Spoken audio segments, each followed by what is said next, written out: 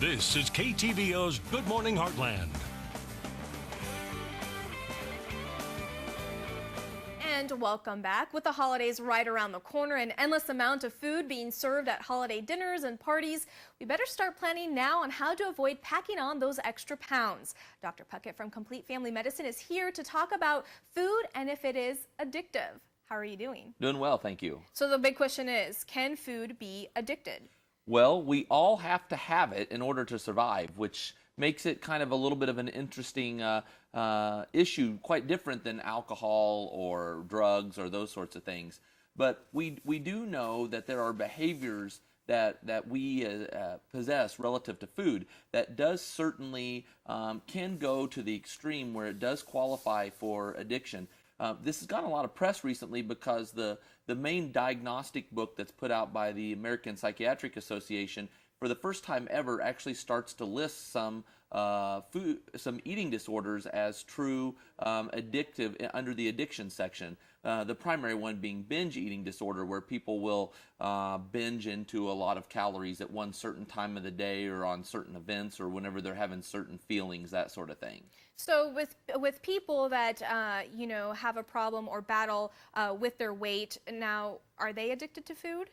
About 20% of obese individuals meet that criteria. I think we're all really sensitive to the behaviors that are associated with food. We don't just eat because we have to. Very few of us do that, at least. The body is a very dynamic system where lots of things go on. It's not just calories in and calories not out. It's not just exercise more and eat less.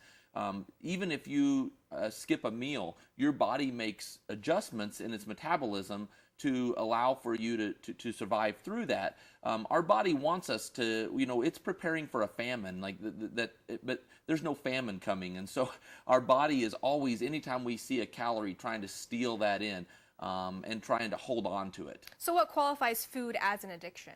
Well, if you get to that point where it's controlling your life, it's consuming a large quantity of your thoughts, and then if you go without one certain type of food or your behavior has to change, that you go through some withdrawal. And some of those withdrawal symptoms might truly be physical, just like withdrawing off of caffeine or other drugs or even carbohydrates. But those are the things that really qualify for a true addiction.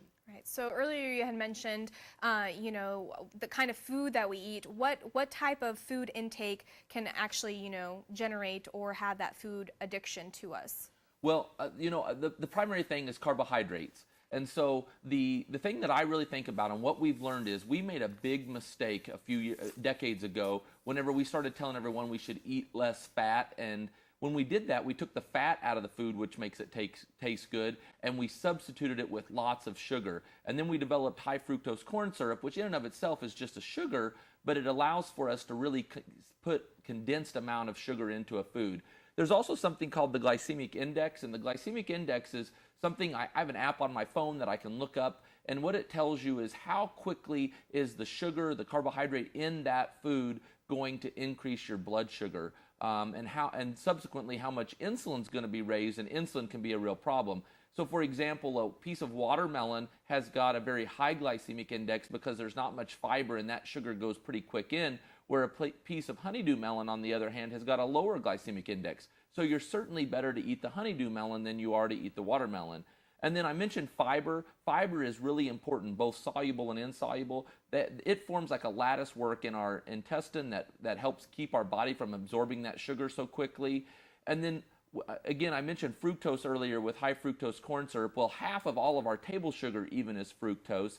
And fructose is metabolized in our liver in a totally different way than the glucose part. And it can become troublesome. It can contribute to liver fat. And we're really learning that fructose is the trouble agent that's causing some of these metabolic syndromes, weight gain, some of those addictive symptoms, and even progression towards diabetes. That's very interesting.